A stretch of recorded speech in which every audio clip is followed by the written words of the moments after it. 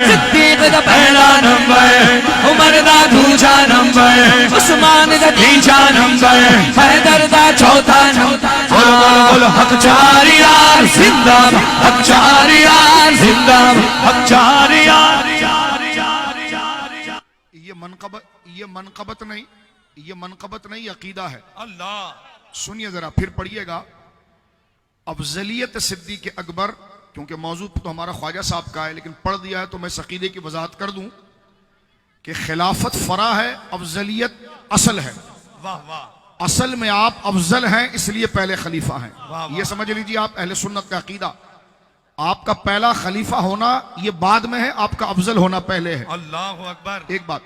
دوسری بات میں عرض کروں، توجہ سے سنیے، افضلیت ابو بکر جمہور نہیں اجماع ہے۔ اللہ اکبر۔ یہ سن لیں، حضرت عثمان غنی کی مولا مرتضیٰ پر فضیلت جمہور ہے، اور ابو بکر صدیق کی افضلیت تمام امت پر یہ اجماع ہے۔ اجماع وہ عقیدہ ہوتا ہے کہ جس پر توقف بھی جائز نہیں۔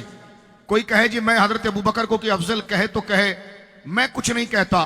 محمد ہاشم تھٹوی رحمہ اللہ کہتے ہیں اپنے فتاوے میں کہ جو آپ کو افضل کہنے میں چپ بھی رہا وہ بھی بددین ہے۔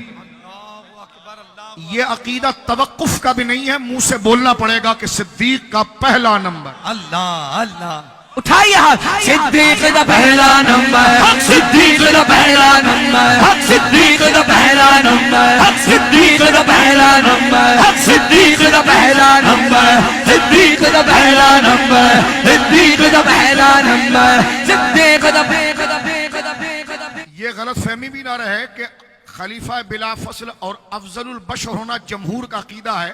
ہم اس جملے کی تردید کرتے ہیں۔ افضلیت ابو بکر جمہور نہیں، یہ قطعی اور اجماعی عقیدہ ہے، اس کو درست کر لیں آپ۔ لہٰذا اگر کوئی دوست رجوع کی طرف بھی آئے تو جمہور کا لفظ نہ بولے، اجماع کا لفظ بولے۔ جمہور عثمان غنی کی افضلیت حضرت مولا مرتضیٰ پر یہ جمہور ہے، لیکن حضرت ابو بکر صدیق کی افضلیت سب کے اوپر یہ جمہور نہیں، یہ اجماع ہے اور یہ قطعی ہے، اور قطعی اخص بالعام ہے، اخص بالخاص نہیں۔ اس لیے اس مسئلے پر تکفیر نہیں ہوتی ہے لیکن گمراہی ضرور ہوتی ہے۔ تو لہٰذا حضرت ابو بکر صدیق کا افضل ہونا یہ جمہور نہیں، جمہور اہل سنت نہیں، یہ اجماع امت ہے۔ واہ واہ واہ۔ صدیق دا پہلا نمبر، صدیق دا پہلا، ہاتھ اٹھائیے، صدیق دا پہلا نمبر، صدیق دا پہلا نمبر، صدیق دا پہلا نمبر، عمر دا دوجا نمبر، عثمان دا تیجا نمبر، حیدر دا چوتھا نمبر۔ اس منقبت میں ایک عقیدہ اور سن لیجئے اس مسئلے پر، کیونکہ اس پر مستقل تقریر تو نہیں ہو سکتی۔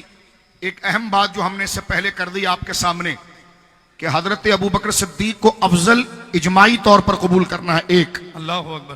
دوسری چیز، ایسا بھی بولتا ہوا نظر آتا ہے کہ امام مالک نے کہا ہے کہ سیدہ زہرا پاک افضل ہے۔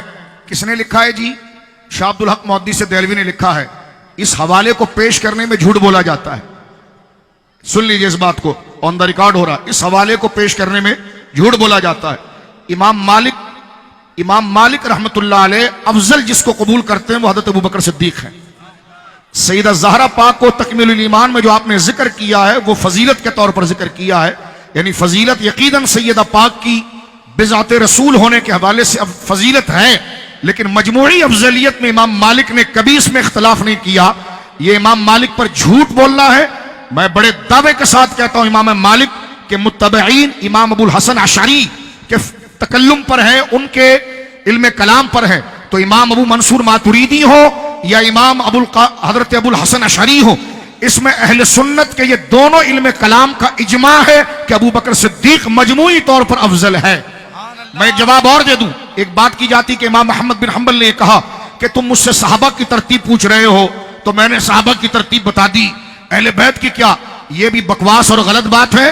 حضرت امام احمد بن حنبل کا اجماعی نظریہ یہ ہے کہ حضرت ابو بکر صدیق رضی اللہ تعالیٰ افضل البشر بعد الانبیاء اجماعی طور پر ہے۔ تو امام مالک کا حوالہ پڑھنے میں یا تو غلطی لگ رہی ہے ان لوگوں کو یا جھوٹ بولا جا رہا ہے، لہٰذا یہ مجمع میں منقبت چل پڑی ہے۔